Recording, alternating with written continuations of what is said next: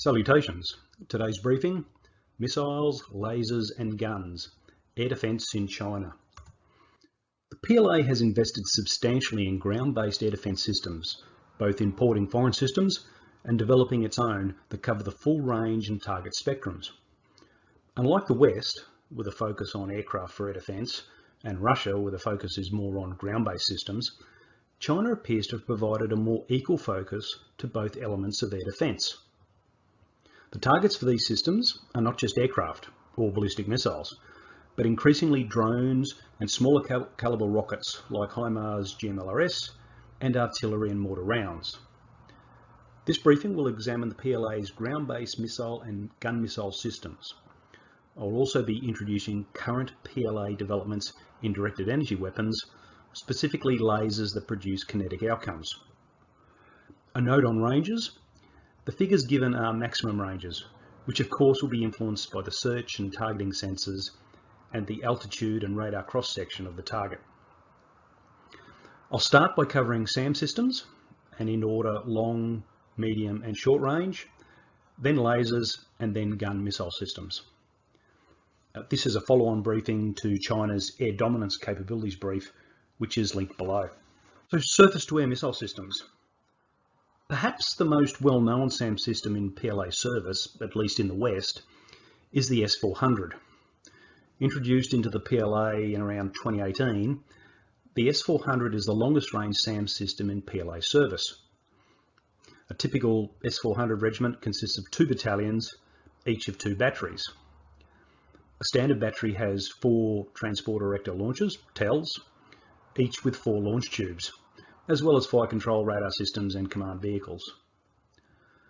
By any objective assessment, the S-400 is a very effective SAM system and has an ABM, anti-ballistic missile, capability. It is believed that the PLA has at least 8 batteries of S-400s.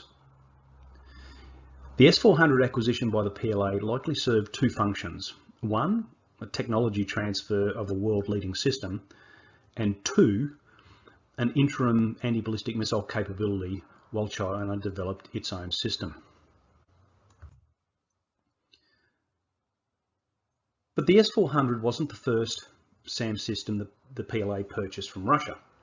Introduced into the PLA in 1993, the S-300 PMU-1 and subsequent PMU-2 were the original long-range SAM systems of the PLA, with a range of up to 200 kilometres with the introduction of the latest generation missiles. This system also has a limited anti-ballistic missile capability. From the S-300, the PLA produced the HQ-15, which appears to be a domestic copy of the S-300, albeit with Chinese systems.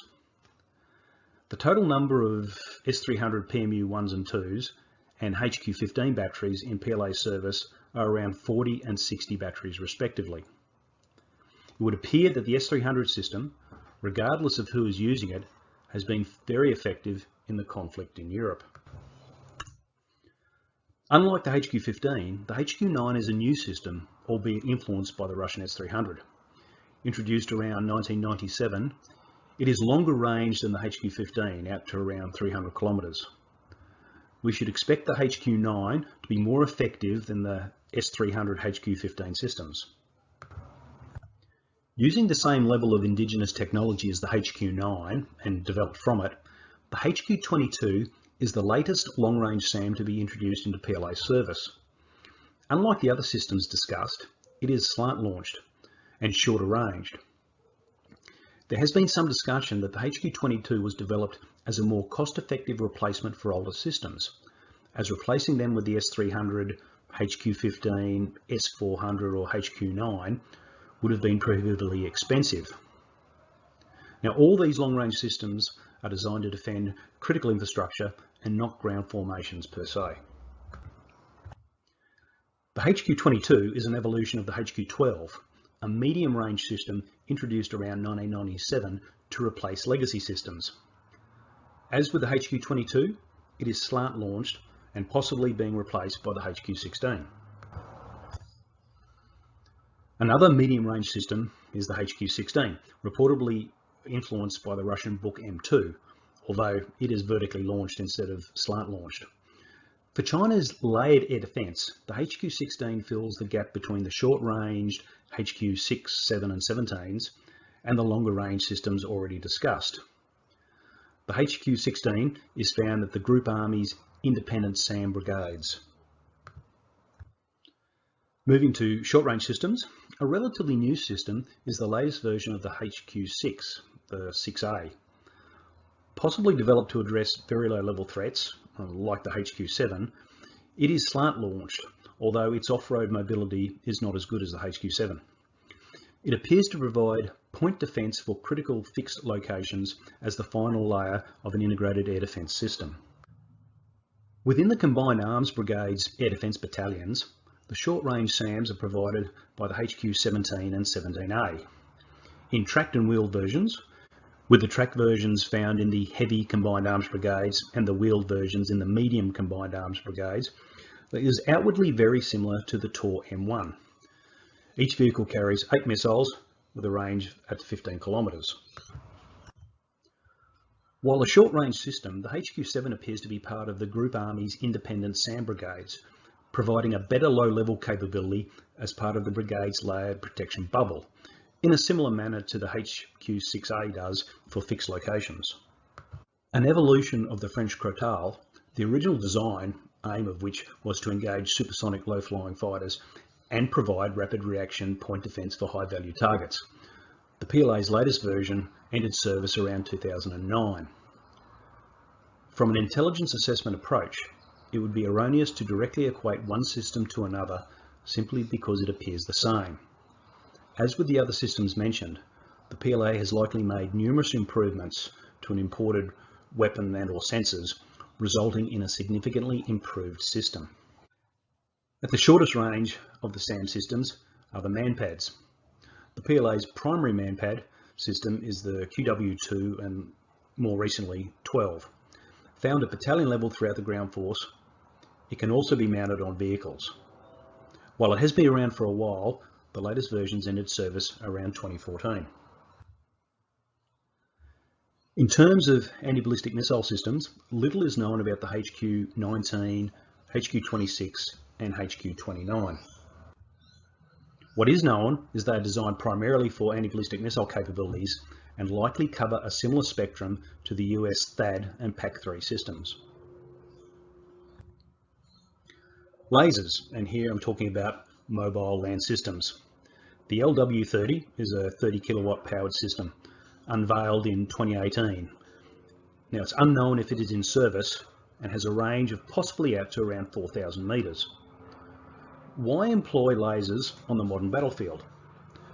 In terms of pros, it has potentially a large shot magazine, the speed to target of the shot, cheap cost per shot compared to SAM systems, cost effectiveness against UAVs, and better protection for point defence missiles.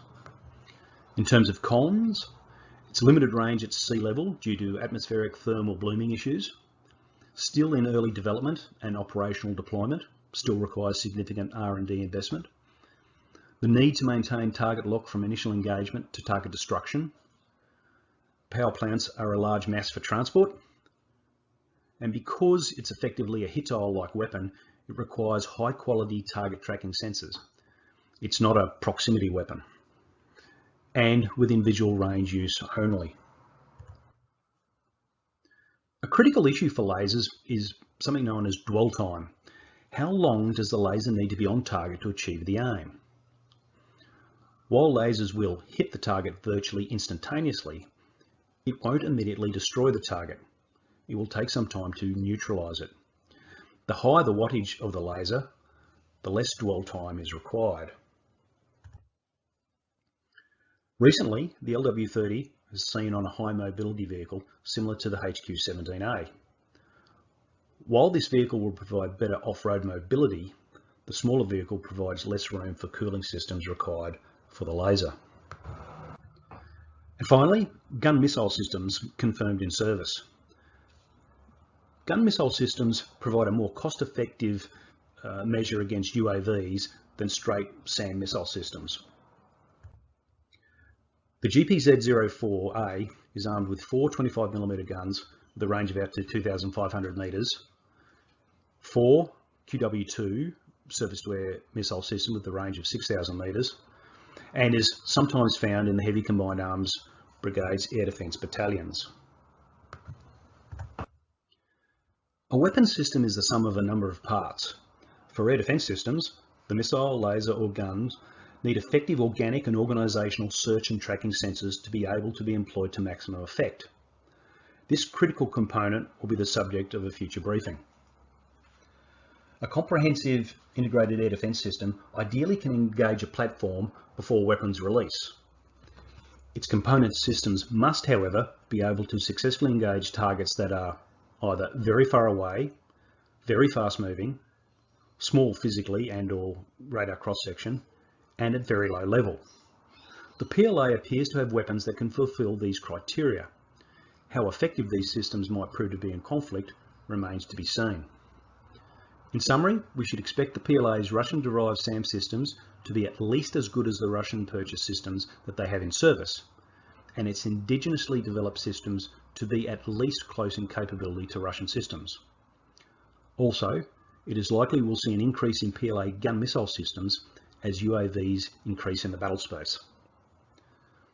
That concludes today's briefing. Thank you for watching. Happy to take suggestions for future briefings from subscribers, so please subscribe, like and share. Until next time, Valete Cero.